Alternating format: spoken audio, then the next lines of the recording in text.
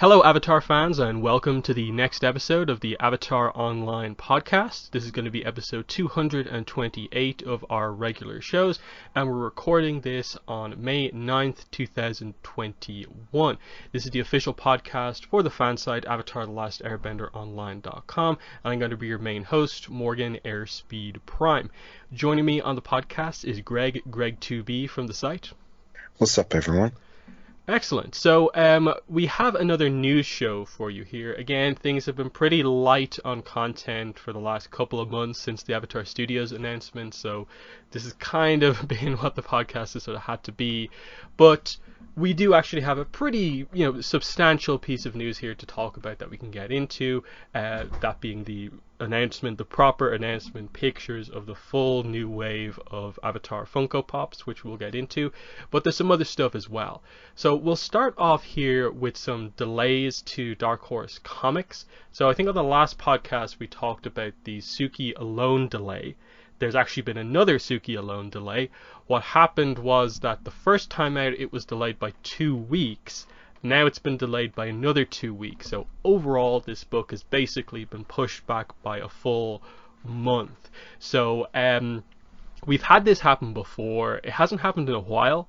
But obviously the books that got crazy delays were a lot of the Turf Wars books got really heavily delayed. Team Avatar Tales was super heavily delayed. We thought we were past this, but this seemed to return quite heavily here, because there's another delay which we'll get to. But what are your thoughts on this?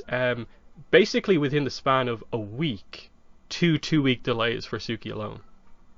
Yeah, it makes me really wonder what's causing, these issues. Is it logistical? I mean, we know that for the most part, the actual content of the book is actually done. So I don't know, it's feeling like this is less because of like a major issue and more that it might be because it's being timed towards something maybe. I mean, that's more like hopeful thinking, because as of now, it doesn't, at least via the communication that we currently have, there hasn't been a lot that would lead us towards, I don't know, like a misprint error or something like that. Usually they, sometimes they'll say stuff like that. So it's quite curious that it's happening, back to back like this, along with the other things that are also having issues as well.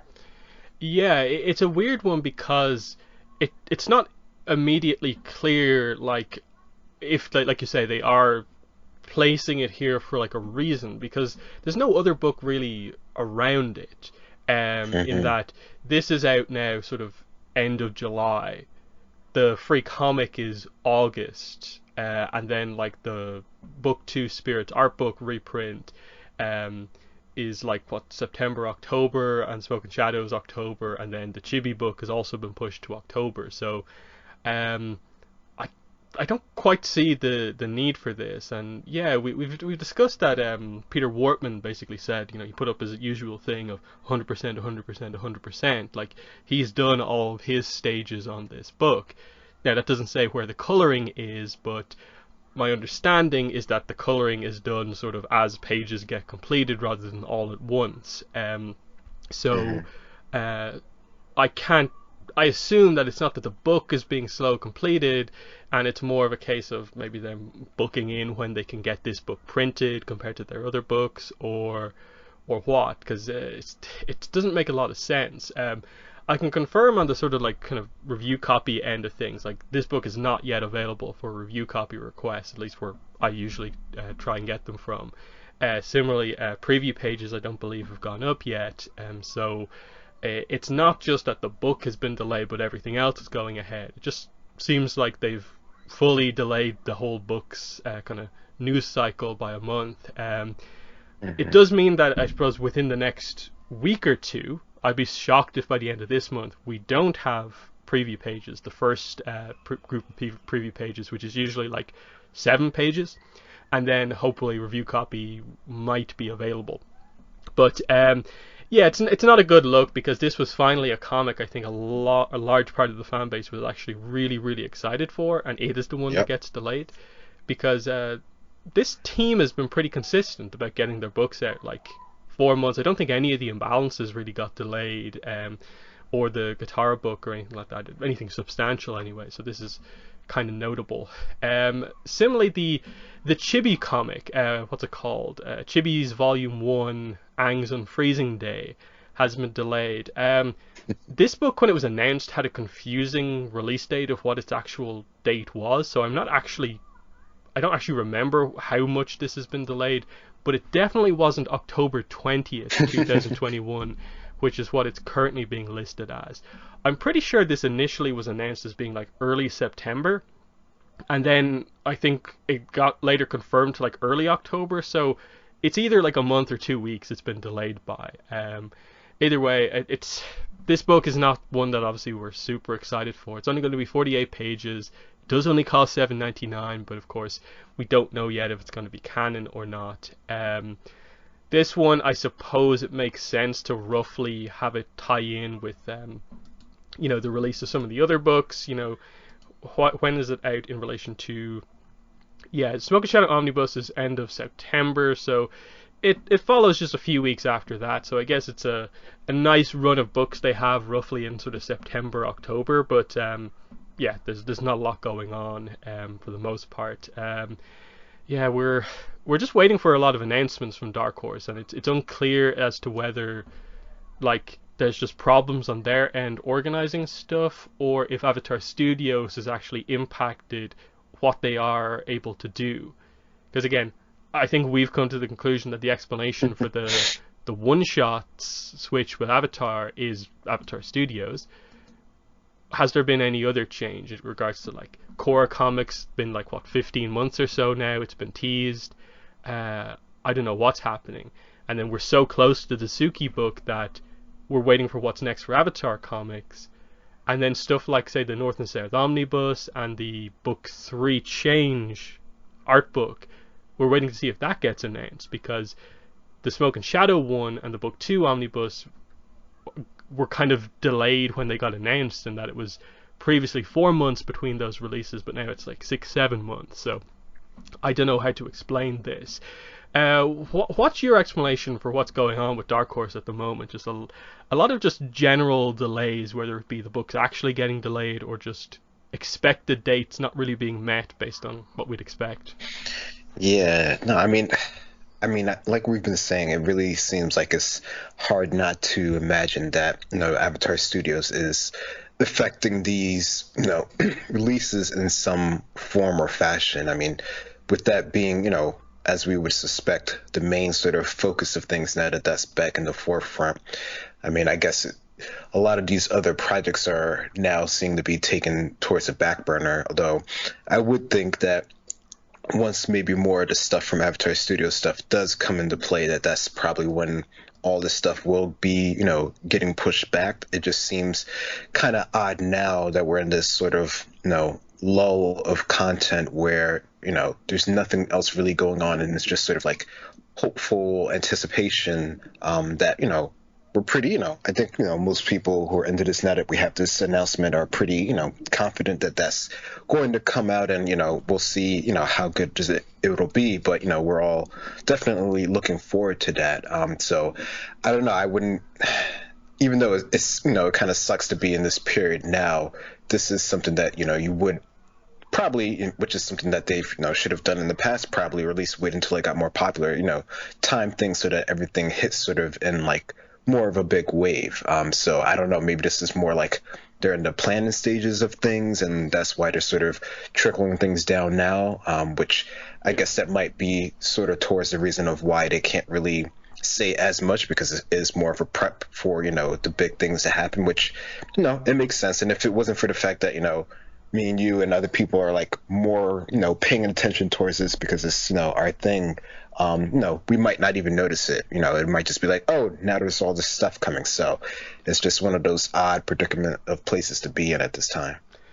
Yeah, like that probably is what they are planning to do. Is just that announce the new novel, whatever's going on with that, announce the new comics, building up to the first proper like Avatar Studios major announcement, so that you have this full lead in of like Avatar comic, Korra comic, Avatar novel, plus extra stuff and merchandise, and really get across that Avatar Studios is like the proper return of Avatar. And it to have the support that it never quite had. Like, we had comics during Korra, but it felt very much just like they're here because they kind of happened to coincide, but they never really like felt like firing on all cylinders. But it could be that case now, but we're still again waiting for our Avatar Studios announcement to see what the deal is with everything, and that, like, can the comics tell important stories anymore or not, and that sort of thing. But yeah, we're just waiting for news on that. Next piece of news is another tease, kind of, for the Avatar and Korra soundtrack from Jeremy Zuckerman. This time, someone asks him, basically, I love the score in Sozin's Comet, and I can't find the piece that plays during the... And he attaches a video in the question. Is it available anywhere without the sound effects and voice acting? So just the music from this scene. And Jeremy Zuckerman responds and says, thanks, unfortunately not, but hopefully eventually, and then in brackets, not too long from now, ... So this is one of these really like, wait, that feels like another contradiction of like, unfortunately not, but hopefully eventually, and then not too long from now, as if like there's an announcement about to happen. Now, what is interesting about this is that this is the first teaser from Jeremy Zuckerman about the soundtrack since the Avatar Studios announcement, which has obviously countered a lot of what you would usually bring up as being, well, this is the reason why the soundtrack isn't happening, which is that Nickelodeon don't see sense when it comes to like business-wise releasing the soundtrack. Having an actual Avatar studio and like multiple movies and stuff like that on the way, it feels like there's no barrier to stopping the soundtrack from happening now. It's just probably not time to announce it yet. So even though it's not the most like clear-cut tease from Jeremy Zuckerman, it still feels like not too long from now, as if he knows that there is an announcement coming. Because I think the last few have made it clear that like it probably is happening, but this one, and with everything else that's happened, it's like it has to happen now because it's going to be a big success when it comes out. What are your thoughts on this and just the soundtrack post Avatar Studios announcement? Yeah, I mean, now it does make, more sense that this would be, something that would be more in the forefront. And, all the mentions that we've heard before of them, having to like dig out the files out of archive and updating stuff so that it'll work with the current. It seems like now it would be, more worth the while of actually doing that. And if they are, bringing things back with the new shows, I mean, you would suspect that they're already sort of involved in whatever that process actually is. So I don't know. I think, what is, soon, what is, how quick will it happen? I mean, I don't know. I guess at this point, I wouldn't really, expect anything to happen before, we get whatever the next sort of like major announcement is from Avatar Studios. So, this soon could be, very relative to like, like a year or, end of the year. Maybe that would be even too early or, sometime next year to actually get anything, really concrete would be where I might actually like expect something. Yeah, it all really depends on when he started working on the project, if it has been confirmed, and but it feels like it's finally going to happen now, because that's the way everyone sort of took this tweet. It was just like, oh yeah, like it's happening now. Well, again, another just wait and see thing. Next piece of news, just the final one before we get into the Funko Pop discussion, is Four Nations Forums. So this is a new video series. I suppose it's basically a podcast that the official Avatar YouTube channel has put out. So I think we need to talk about the build-up to this, and as well as talking about the first 3 episodes that they've released. So leading into Earth Day, the Avatar Studios page put out this announcement that was basically saying, we've got new videos planned, we've got all this extra stuff like live streams planned, and a brand new original original series coming to the channel for Earth Day. And it was one of the first times they've ever properly like promoted like stuff coming to the channel on their page. Usually they just post like polls asking questions, but this time they actually really went for it with this.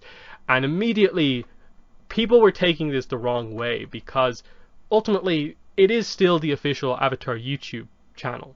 Even if the content that they put out doesn't really look like that, it's still the official channel.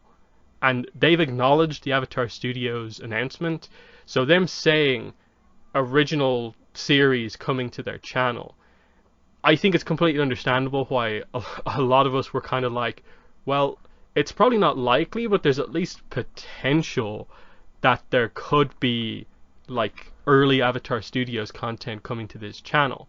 So once this was picked up on, they kind of reacted pretty quickly and edited the post, I think, twice to further clarify what was going on.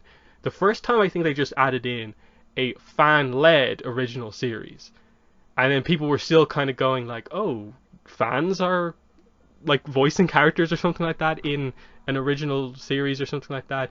And then they're like, oh, fan-led discussion series, and then everyone was just like, oh, okay, so this is what the thing you put out the audition for was, and it finally became clear. So yeah, Four Nations forums, that's how it came about. What were your thoughts on this as it was kind of getting announced and people getting sort of confused by it and so on? Yeah, that definitely was interesting to see, and we talked about it a couple times. I don't know. I mean, I think it's weird because it is an official channel, so you definitely can understand why people would think that. And with the announcement of Avatar Studios, it's like, okay, we are getting new content. It's just when are we actually getting it? And this seemed like a possible early release of that, but it really wasn't that sort of type of thing, which I mean, I guess really isn't sort of, I guess, super surprising considering how they've been going about things and how they have mentioned that it is really sort of early in the cycle of actually developing real content. But yeah, it definitely was a good bit of miscommunication on their part. Yeah, and I think this is something that channel is probably going to have to really adapt to coming up soon, because we obviously don't know how these channels are going to be run when Avatar Studio stuff actually comes out, but it's hard to not look at the way it's being run as like they're kind of trying to be like a fan channel, but because it's official, like it's not a fan channel. So it's so unusual, the situation that they're in, which I suppose explains a little bit about the actual sort of end product that's come out of this. Like I said, it's called Four Nations Forum. So they're basically saying like it's a video podcast. They had fans audition for this. You had to think send in some sort of a video of yourself showing how much of a fan you were, and they created a team of I don't know how many, like is it like 5 or 6, and they kind of rotate 1 or 2 of the members out. They seem to have like one. Yeah. The main guy does work for the channel, I think. They weren't really clear on this, I think, when they opened up the first episode, of like if the main guy who's like the host is another fan or if he's actually working for Nickelodeon. I think he's working for Nickelodeon. And the rest of the team is fans that they've chosen. Each episode is roughly about one topic, but it's kind of broad topic, and they do tend to kind of stem out into like a few other kind of separate topics. The problem that I have with it is that like it's 28 minutes per episode, and they're hitting some like major topics here, and I actually thought the first episode was like decent, but there was a few moments where I felt like, why are you rushing this? Like, who's imposing such a strict time limit on the podcast? In that you've purposely chosen fans to try and get in-depth discussion, and you're choosing topics where you can have in-depth discussion, but then in the very same episode you're doing stuff like okay, let's run down really quickly who the best bender of each element is, and the host is just like, oh, we don't even need to discuss water, it's Katara, let's move on. And everyone is just like, Amon, Yukon, like no mention of these things. And then like it's the same with Earth. It's just like, it's Toph, isn't it? There's no question.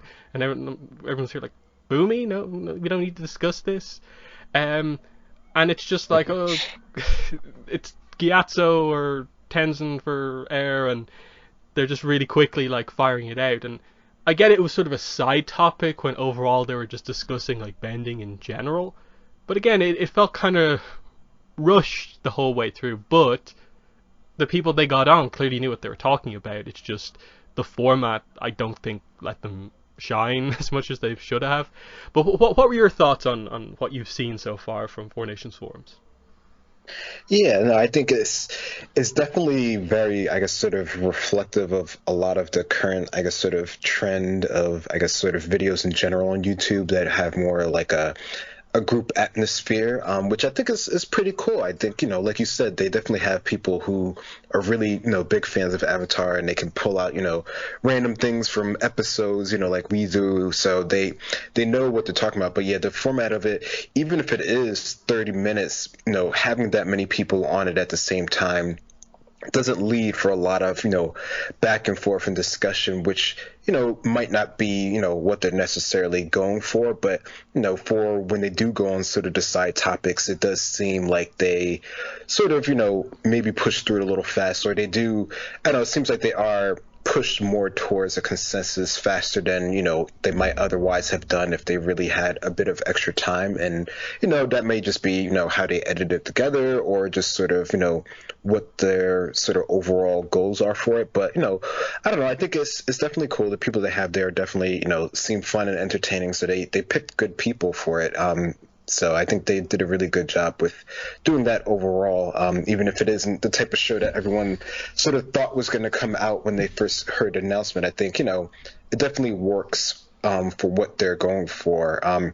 It does seem interesting that it is sort of a more, like a fan-driven thing versus, what you typically would think you would get from sort of a more official channel, because I've seen, stuff like that done on other channels as well, and, it works just as well. So it's interesting to see that this channel is going towards that right now, or they, that was like their big thing to sort of start to draw, I guess, more people into their channel. So I don't know, I wonder how long or how that will work when, there's actual new content coming out. Will they still sort of keep that going, or will it, morph into something different? So it'll be interesting to see how it goes overall. I mean, they only have, 3 episodes are up of that right now. So we'll see, how that goes over time. Yeah, because I suppose what I'm not entirely clear on is just like, was all of this like pre-recorded, or like, are they still recording new episodes? That's the thing that I'm not like super clear on, because I think some of the polls that they directly reference in the episodes, because they asked the question that they refer to in the episodes ahead of time. It seems like they are doing this like somewhat recently, in that like the episodes are maybe recorded like a week or two ahead of time. So it means like it's not all just stuff from like 9 months ago. So they can definitely keep this going. I suppose they have so many topics because they're just starting off. We'll see how they go, like once they get past a lot of the really obvious ones. But yeah, if they view it as a success, I don't see why they can't sort of keep them on as like being the sort of like, this is their like official fan group that will be their sort of like podcast as they go through new content. Because they'll probably want to have a podcast, because that's sort of the go-to thing these days, is that you have official podcasts as well as unofficial podcasts. Why not? I like I said, I definitely would. It'd be better, I think, if they just kind of like let the discussion actually flow a little bit. The way they break down the topics is a little weird at times. Just in regards to like the bending discussion, like I was like, oh, this has started off like really well, because they're starting off with the like pre-discussion of what, when we're talking about the most powerful bending, what does power mean, and they discuss that for like kind of 5-6 minutes, and it's like, oh, this is shaping up really well. But then once they get into the actual bending discussion, it's like, okay, you get one chance to speak about this one element, and you're kind of done for the discussion. Like you said, there's a few too many people on the podcast for the length of time that they have. It's like, I think like the most we've ever had on the podcast is 5, and that kind of felt like too much. I think like 4 is about the most you want on a podcast, and allow everyone to actually get their chance to speak, because uh, the way it's structured is that like they obviously want it this way, but it doesn't come across the best. Is that they want all the hosts to kind of go for the hot takes like as soon as possible, which is the way they edited the trailer for it, which I don't think it's the best representation of it, because they really kind of cherry picked a few like heavy hot takes of like someone saying like Zuko is trash. I think the same guy bringing up that like The Great Divide is an underappreciated episode.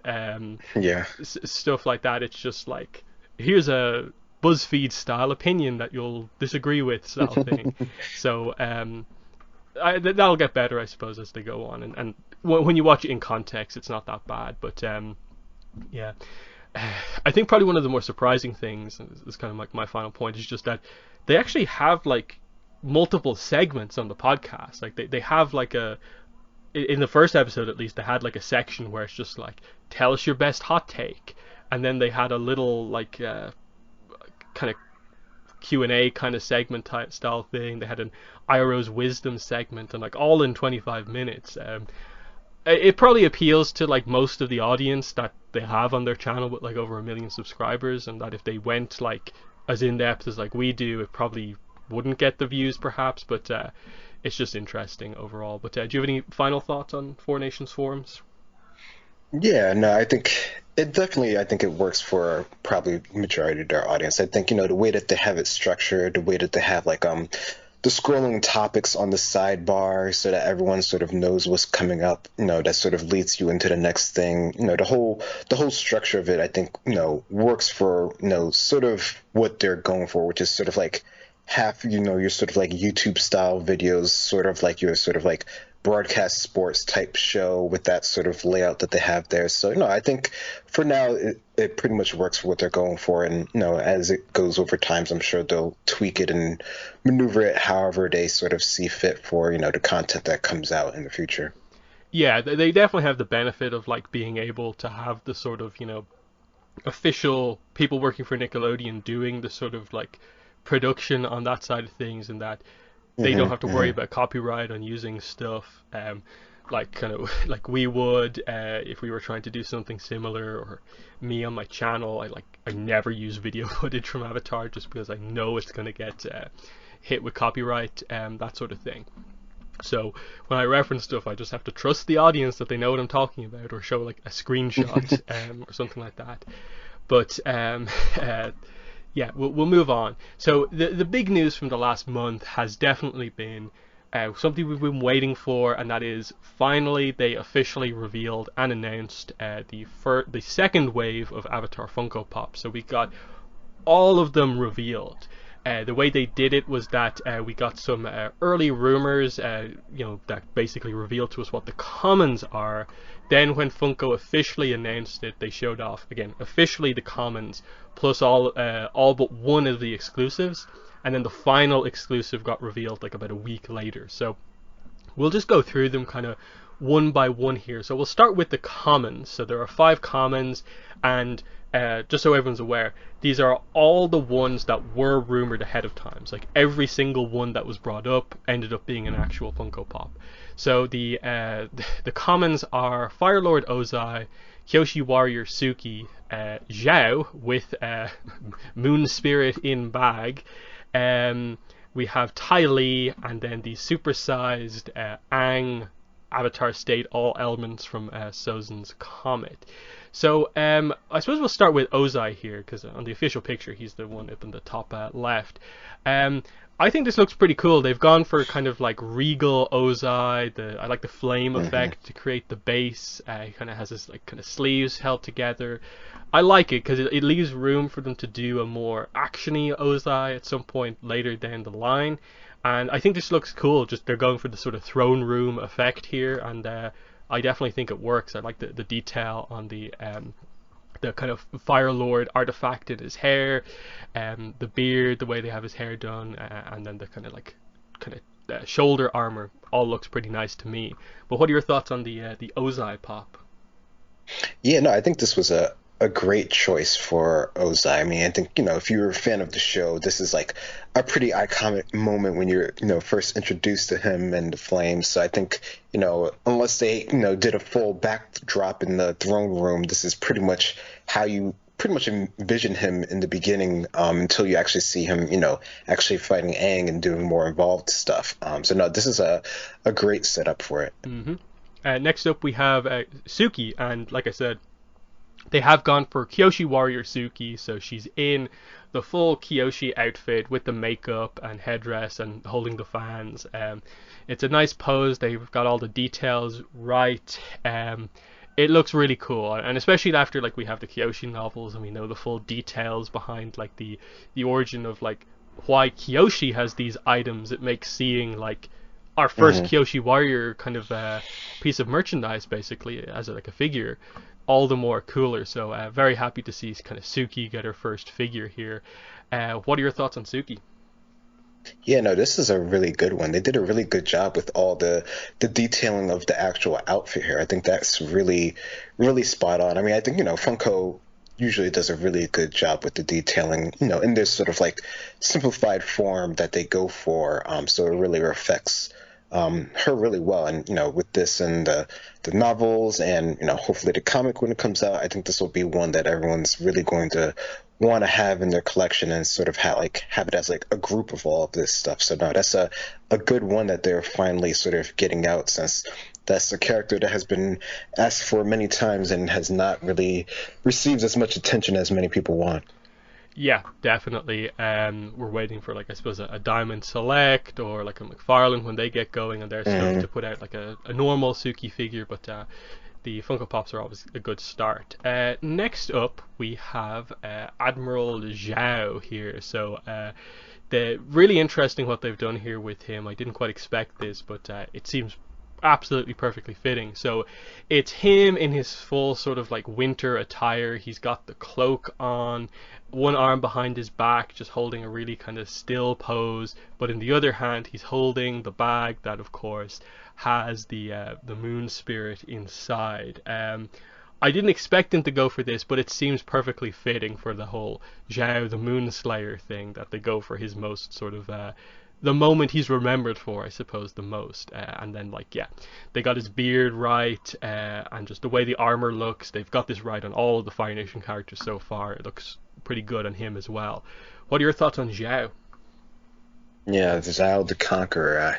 It's definitely a really good one. I mean, I really like the overall, the idea of using this as his like sort of like iconic, or almost iconic triumph moment. I think works really well.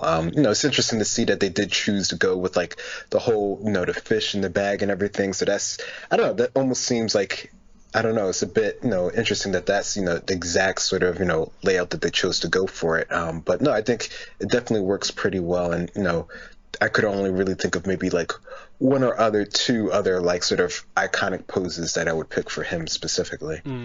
Yeah, because he might have been a little too bland if they had just gone like without the cloak, just a fire bending pose. He wouldn't have maybe looked as distinct from say the book one Zuko that we already have, but they did a good job.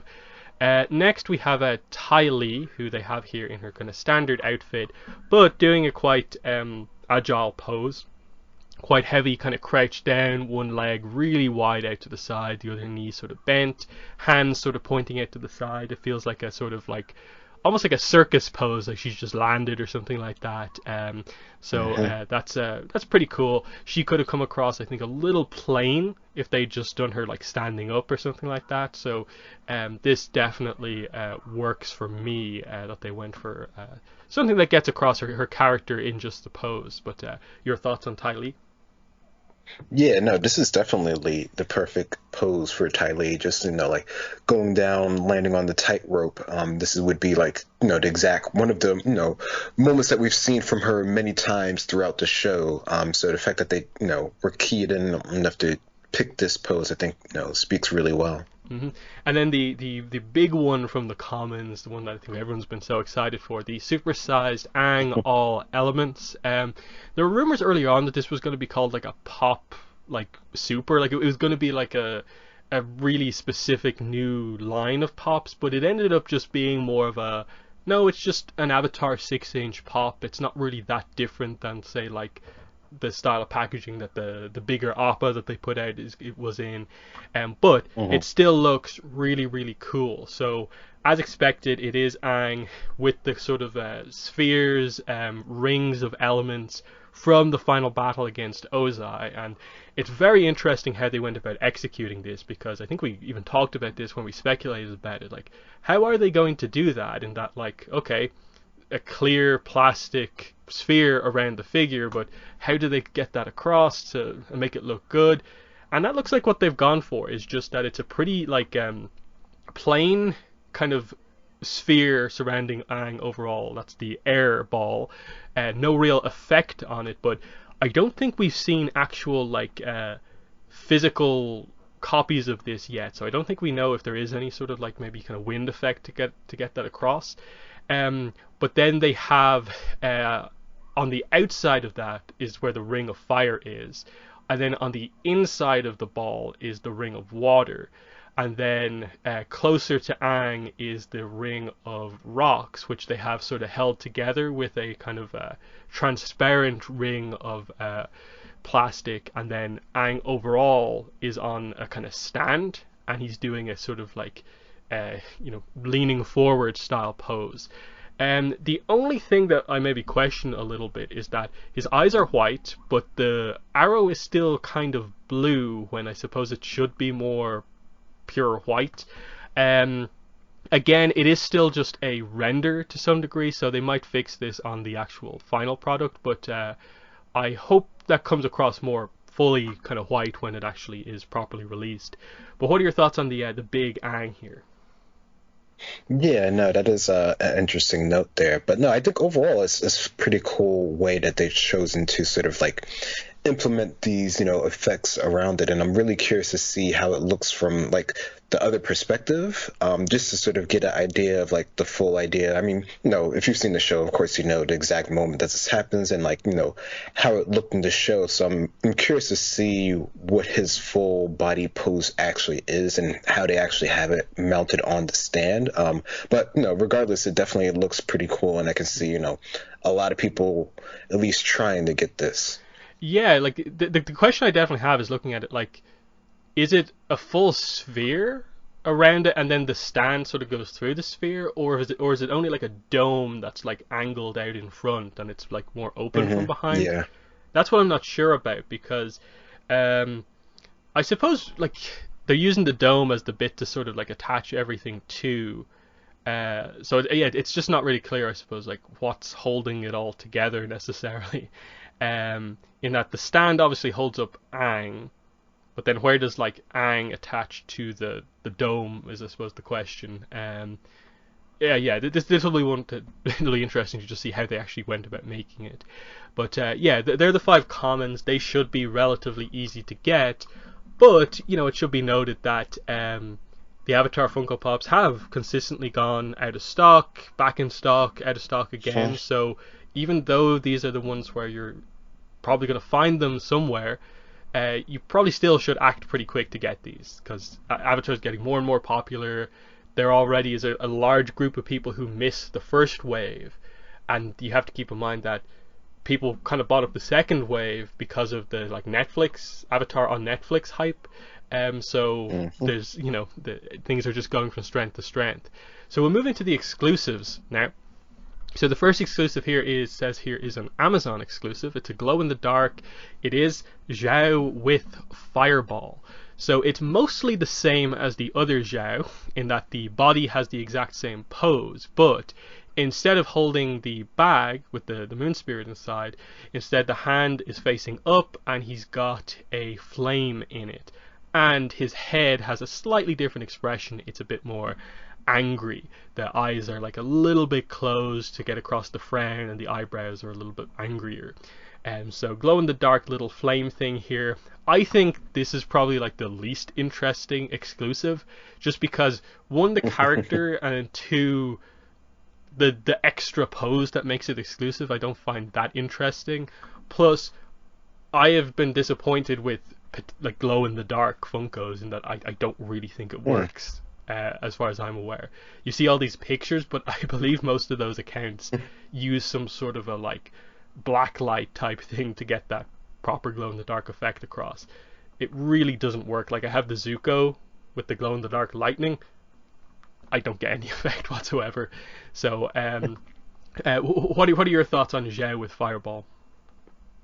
I mean, it's just, the pose, just like the other one, is a cool pose to be in. Is it worth being sort of exclusive? I don't know. Maybe that's why it's only like an Amazon exclusive, not like, like a Hot Topic one or any of the other ones that we'll talk about. So I don't know. I mean, it's cool. It would definitely have to see it in like, real form to actually see if it's really worth, all the sort of exclusiveness that it might actually entail.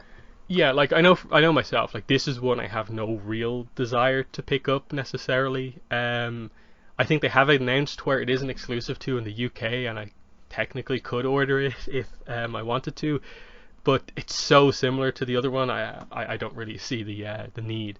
Next exclusive is Blue Spirit Zuko. This is the Hot Topic exclusive, and there's also going to be a limited glow chase edition. I actually am not sure if they've confirmed what the glow is. I forgot to completely look that up. But either way, the idea here is I think it's either 1 in 6 or 1 in 12 of these is going to be the glow in the dark version. The rest of them are just going to be your standard version.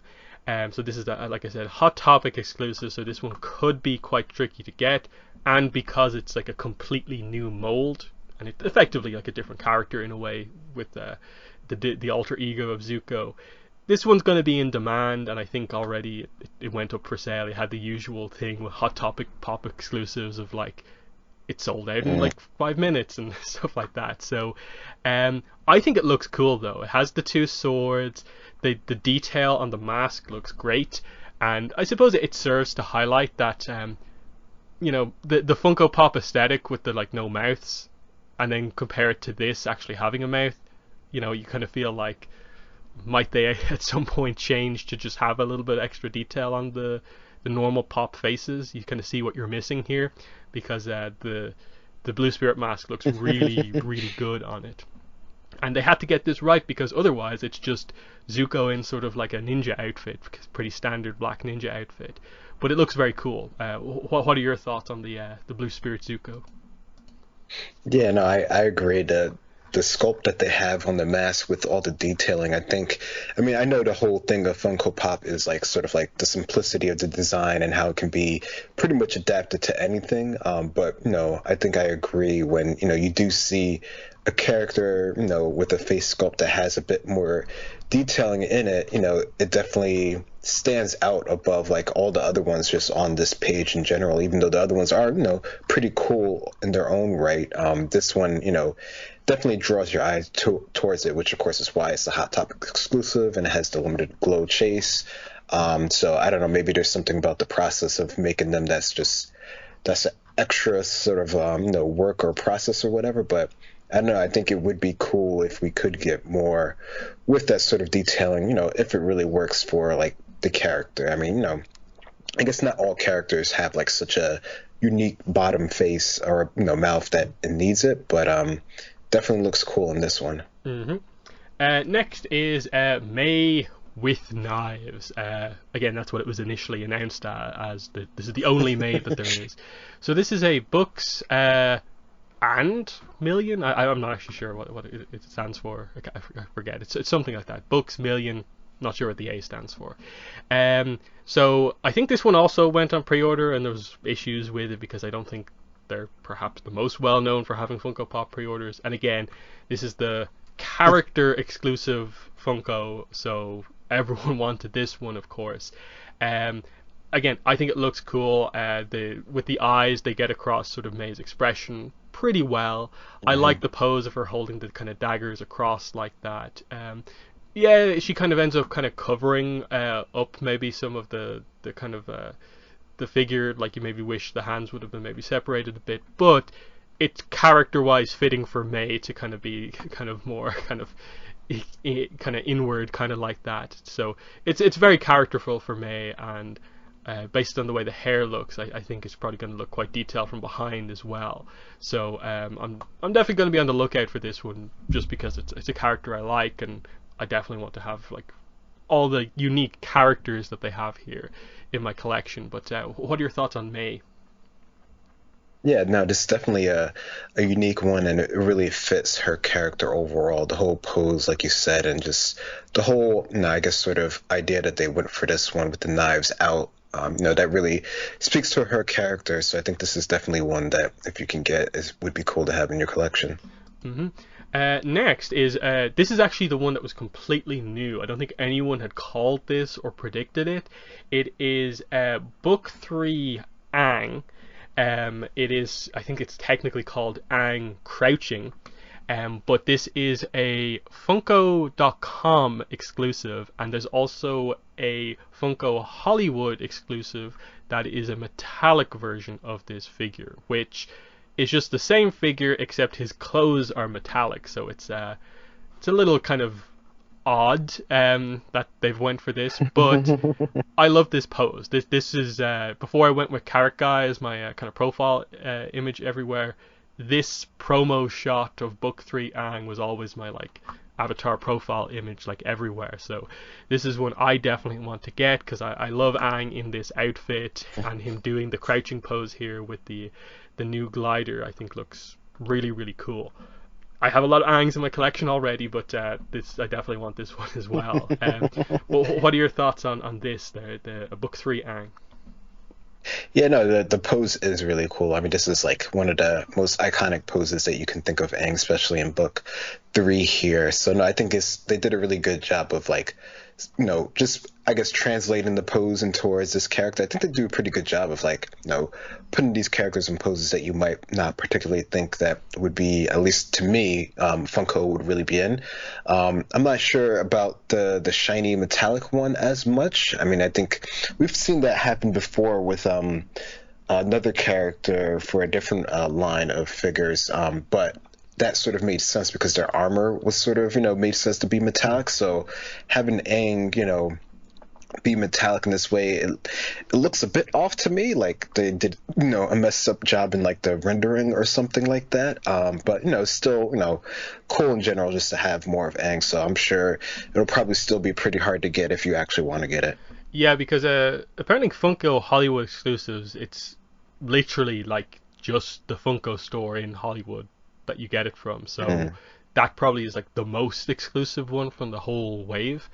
But yeah, I guess that's why it is the most sort of like, it's only there for collectors really. Like, I think most people will be happy with just the standard one, which, based on what people have said, it being the Funko.com exclusive apparently makes it almost even more difficult to get, even though you think ordering direct from Funko would be like the easiest way to get it. But apparently they're not great at handling their own exclusives themselves, so that's a little unfortunate.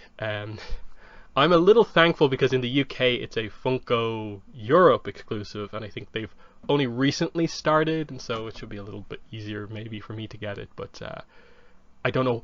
The big problem with these is obviously like they only like announce it like a day or two beforehand when they're actually going live, so you have to be like so clear about like when you actually want to get it. It's a bit awkward, but anyway.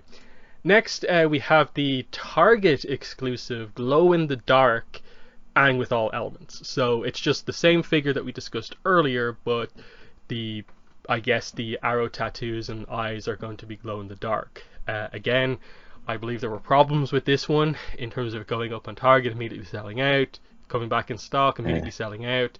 Again, thankfully with this one, it's only a minor difference compared to the standard version, so I don't think people are going to be like too upset. But collectors, of course, are always going to like, be annoyed that they miss out on these things when most of these places are not really built for having such sort of niche collectibles like this. But do you have any thoughts on the glow in the dark version of this Aang? Do you think it will just be the tattoos and eyes?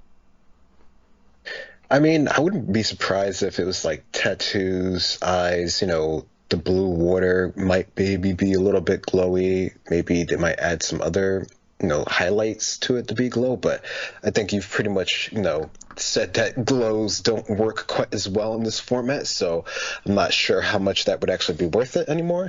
Yeah, the Zuko I have, it is like it's a transparent plastic piece that's meant to be glow in the dark. So I'm not sure how the sort of glow in the dark paint works on the figures, because I don't think I have any that have that. But at least with the ones where you're relying on the plastic to make it glow, I haven't really seen that much action going on. But the last one is the Box Lunch Earth Day exclusive glow in the dark Aang bracket spirit.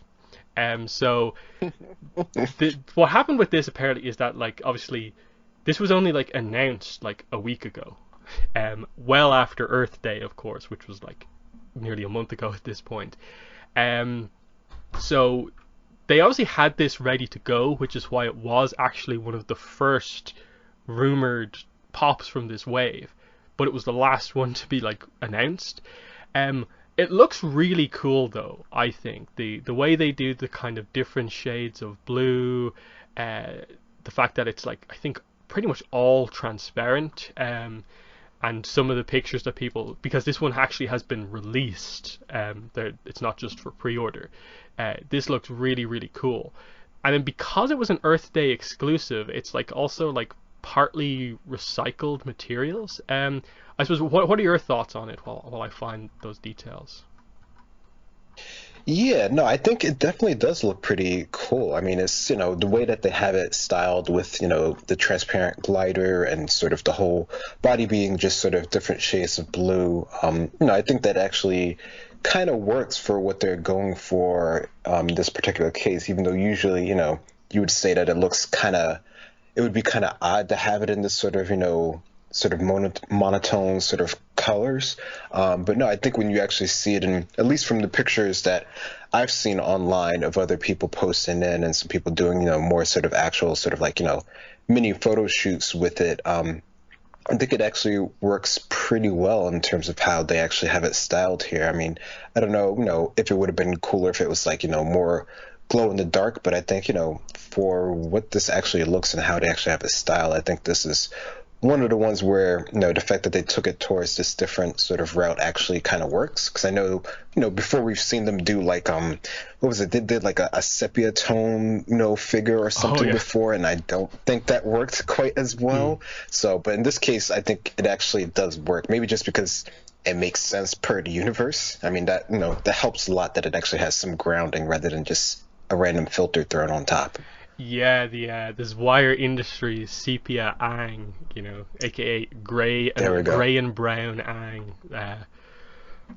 What were they thinking? Because it felt like they basically put them out of business, that sort of thing. Haven't heard from them since that. Yeah. But yeah, the details in the back of the box for this Spirit Aang say the figure is made from 20% recycled material, the box is made from 80% recycled material, and the plastic window is 100% recyclable. So I guess because it's the Earth Day exclusive, they wanted it to be responsible with regards to recycling. So that's pretty cool. And like you say, like this thing looks really cool when you see pictures of it, and because we actually get to see it like in the real world and not just a render, it comes across so much better that like the render of it just makes it look like it's painted blue, but it's actually like mostly using kind of transparent blue plastic with little bits of paint and different colors of transparent plastic, and it actually comes across really nicely. Obviously, again, I don't think the glow in the dark actually works that well from what I've seen, but if you shine a light through it, you can get some pretty cool effects based on what people have done before. And yeah, obviously this is referencing 107 when Aang separates his spirit from his body, which is pretty fun because what happened on social media? Yeah, the Avatar Instagram account, I think most of the social media pages posted this, and it's just like brand new exclusive Funko Pop. Aang, when things get tough, like needs to go into the Avatar state, and they're like, everyone in the comments is just like, this isn't Aang in the Avatar state, this is Aang in the spirit world. And then I'm kind of like, well, it's not actually Aang in the spirit world, it's Aang it's Aang's spirit separated from his body, still in the physical world. And it's like, it would be a little bit much to put that on the box. But I do like the pose of just him doing the sort of meditation kind of kneeling down thing.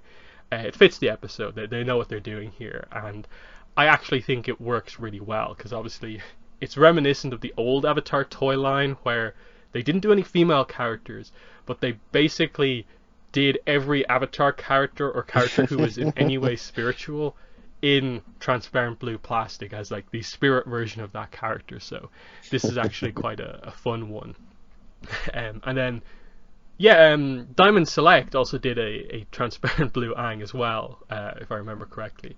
So continue the trend. That's pretty good. But they're the Funkos for this wave. I don't know if there's rumors of kind of like any more just yet, but we're waiting to see like if there's new core ones. There's still so many other characters from Avatar they could do. Obviously, like Bolin is the really obvious one in terms of like he's now the like obvious main character who's missing on the core side of things. But with Avatar, they still got like lots of room to work with in that they can always do a non-Kyoshi warrior outfit. Suki, they can do a battle kind of Ozai. They could do Ty Lee in Kyoshi warrior, which I guess if they just have a Kyoshi warrior doing a more acrobatic pose, that could work. It opens the door to do Kyoshi kind of straight away. You could do a kind of crazy Ozai to match the big kind of Aang and Avatar state, doing something kind of big as well. They probably should do a non-exclusive Azula, a non-exclusive May, just to make the characters a little bit more available. And then of course book 3 Katara, and probably like Sokka in armor is like something you should do at some point. And then I suppose you're getting into more minor characters after that. Your Order to White Lotus characters, other avatars, Jet maybe. What other Avatar characters do you think are kind of should do next? Because I doubt they're finished after just the second wave. Yeah, no, there's really so many that they can really do. I mean, I like the idea of the Order of the White Lotus. Like they could do like all of the sort of like old masters either in the Order of the White Lotus outfits, or maybe do like ones of them in like sort of their normal attire for ones that we don't already have, and then in the Order White Lotus. I think that would be cool. Like if we could get a Boomy, I think that would be really cool for a lot of people who like that character. But yeah, there's really a lot that they can go with, and their format seems to lend them to actually like producing figures relatively quickly, which is something that we typically don't see from any of the other manufacturers. So I think they're definitely more apt to actually get into any of those other characters. Mm-hmm. Yeah, I think Boomy would work really well as a Funko Pop, because there's like unique hairstyle. I suppose they can do kind of details in his face because he's so old. His body, because I suppose you could do King Boomy in the big robes hiding like his physique. You could do Battle Boomy, where you get to see the muscles and stuff like that, or like you say, the Order of White Lotus Old Master Boomy. So you've got lots of room there. Dai Li, I think you could do a Dai Li agent, even if it's just a generic character. I think that's like a interesting enough design to where it would actually work. Long Feng, if they're doing Zhao, I think Long Feng is like kind of equivalent level to that. And then you're probably just about at the point where you're really, really stretching things. Like we've done Cabbage Merchant as like a kind of funny character who only makes like very, very minor appearances. I'm kind of trying to think of like who else did they do in terms of like, did they do like Haru? Do they do someone like, say, the Boulder or someone like that? I'm not too sure. Or Frumble. Yeah. Yeah, but then stuff like Badger Mole, Dragon, Roku on Dragon. You have options there as well. I'd love them to do a Line Turtle Funko Pop, just to see how they do that kind of crazy design. Yeah. I think it would work. Like it might have to be like a kind of big Funko Pop, but I think people would go for it because you could probably do a nice looking Line Turtle face using the sort of like rounded, cube thing that you have for the Funko Pop head, and then yeah, just like basically just an island for the body. That would be cool. And then yeah, beyond that, do they do something like a Hama bloodbending? And then yeah, it's probably looking like more fun kind of character outfits that people appear in. Like I'm thinking like Wang Fire Sokka. Would that Yeah, I knew that. would that actually sell? And I kind of think it would.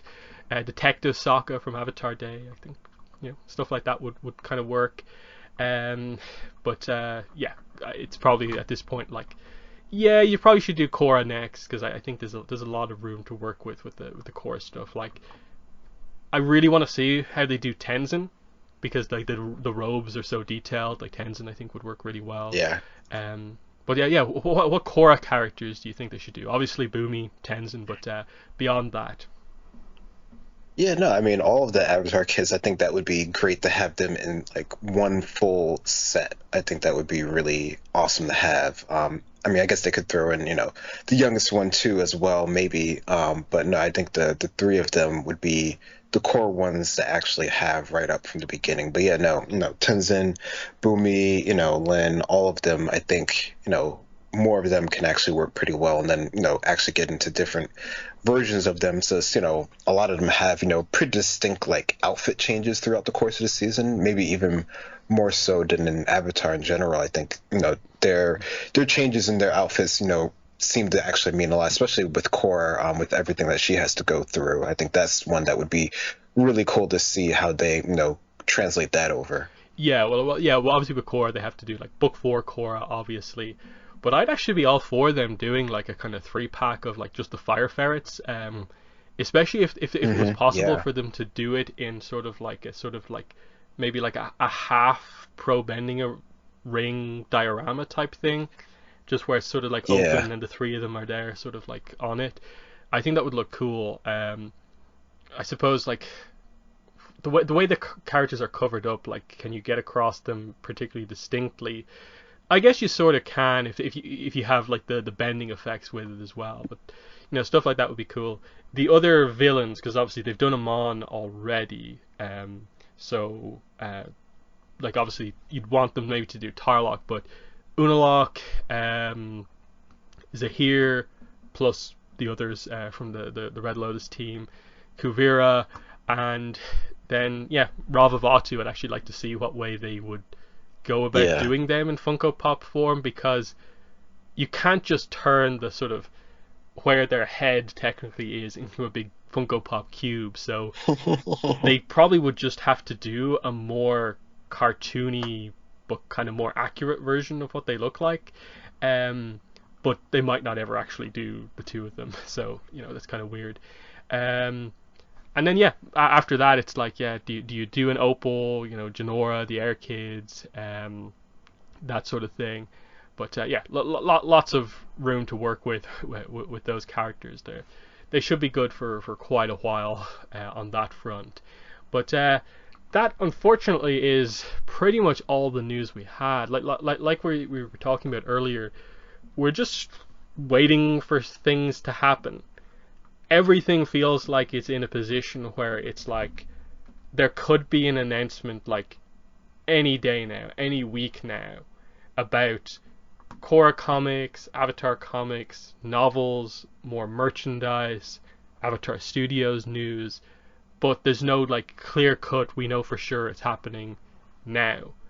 My guess is that it's Comic-Con. They're doing obviously Comic-Con at home, in place of San Diego Comic-Con. I'd be very surprised if we don't have some sort of Avatar Studios presence at that. Obviously it's still about 2 and a bit months away, but that seems like the perfect place for, it's like what, at the time we get there it'll be like nearly 6 months post announcement, and you would assume that's at least maybe 8-9 months that they've been aware Avatar Studios is a thing. That feels like the perfect time in a way to announce what you're working on, and it would fit with what we've had before, like the way they like properly announced Korra, you know, when we had that sort of 2011 Comic-Con panel, that sort of thing. So, where do you think we're at with regards to news? Do you think it's all about waiting for Comic-Con, or might something happen before then? I don't know. I mean, I think, like we've discussed before, that Comic-Con usually is, when things happen around or about. And, a lot of things have shifted this year in terms of conventions, of course. So, there's actually more conventions actually around that time than there would have been, sort of earlier, like around now-ish. So that seems like, that might be a good time to do it, since there is a lot more going on around that time, and it just gives them more time in general to sort of, figure things out. Since, it is a big endeavor in producing, new content, new show of this level, and with this much of, a base and hype around it, I'm sure they want to get it as right as they can.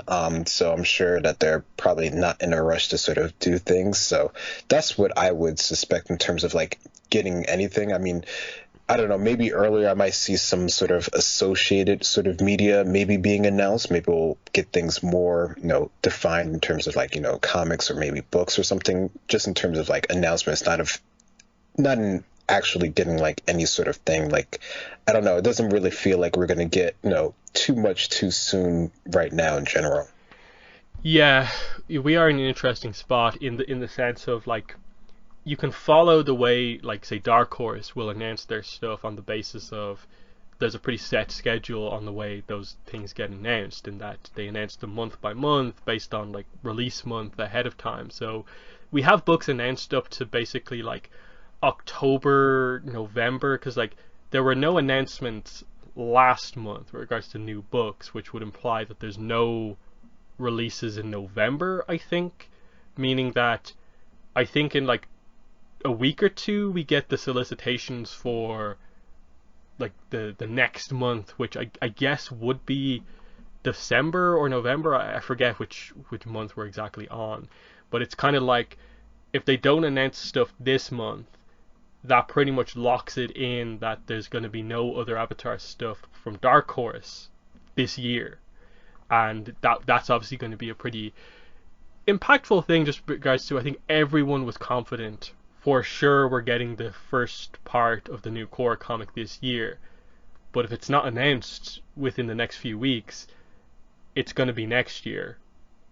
But we don't even know the status of the new Korra comic, and we have that sort of a situation. So yeah, once again we're just waiting because of the month delay. It's now still 2 months and a bit, like, 2.5 months until the Suki book properly comes out and it's released and we're able to review it, but maybe only a few weeks until preview pages, so that will at least get us somewhat excited. But we just need an announcement somewhere, and I'd really like it if they did the novel announcement kind of first, just because that's where I think there's a lot of excitement that they can actually do some big stuff. But again, a lot depends on how much do we trust what exactly the German publisher was saying or not. I tend to lean on the side of like, I believe they probably are roughly aware there is a new novel coming, because they would have to be prepared to like translate whatever that book is and do an audiobook for it in German. So I think that's the situation that we have there. And then when it comes to merchandise, we are, I suppose, coming up to the release window of a few kind of groups of items, in that like the next wave of Diamond Select stuff is coming out. These Funko Pops that we just talked about are, I think, scheduled for release in roughly June, July. And I guess getting into more convention season is when we would probably expect McFarlane to announce their Avatar and Korra figures. So that's going to be pretty exciting. But we're just waiting on a lot of this stuff to happen, and it's kind of frustrating, like especially like this last week was like nothing happened this week really. But hopefully things pick up, and it's just like the rest of this year for the most part we're probably just going to have to deal with things being pretty light. But once we hit next year and they properly get going, and everything's aligned with Avatar Studios, it'll be better. Because there kind of has to be a plan.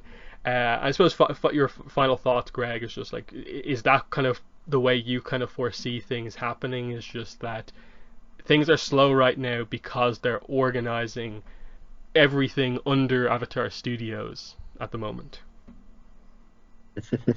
Yeah, I mean, I think that's like the best case, situation and scenario to sort of think of at this time, is that, since this is sort of the big thing and that we're sort of banking on the idea that this is sort of like the umbrella, and that, Bright is sort of, I guess sort of organizing things from up on high, essentially, that would be sort of, the trickle down effect to everyone else who's sort of starting to make content. Whether that's actually true or not, I guess we'll have to wait and see. But with, the show being, as it is, and that being always has been sort of like the main focus, because that's what got most of us into it in the first place. It makes sense that that's sort of where everything would lead down onto, and that however they're sort of organizing it, that's where it's going to start from. Yeah, but obviously it's now going to put a lot of pressure on Comic-Con, because how many years has it been in a row where we sort of like felt like, okay, we're building it up, like there's going to be an announcement this year about like some new comic or something like that. This year we're going in with sort of the expectations that we might see the first imagery from a new show. If we get through Comic-Con and nothing happens, that's going to be like pretty devastating, and way worse than it's been when it's mainly just been the sort of like hardcore comic fan base that's been disappointed. Everyone could be disappointed this time out if they're not ready to go with anything at Comic-Con. So I hope it's not just it's the same as the last few years situation, and that we actually have something to look forward to. But we'll know ahead of time, I think, roughly, based on whatever way they frame, if there is an Avatar panel, in that if it's the same as usual, celebrate Aang and Korra, and it's the Dark Horse panel, probably don't expect much. But if it is a Avatar Studios panel, it's like everything's on the table. So yeah, that's been it for Avatar Online Podcast episode 228. And yeah, unless there's major news, it probably will be next month for the next episode, just because things are slow at the moment until news actually happens. So it's been myself and Greg. Thanks for listening to this podcast, and bye. Bye-bye.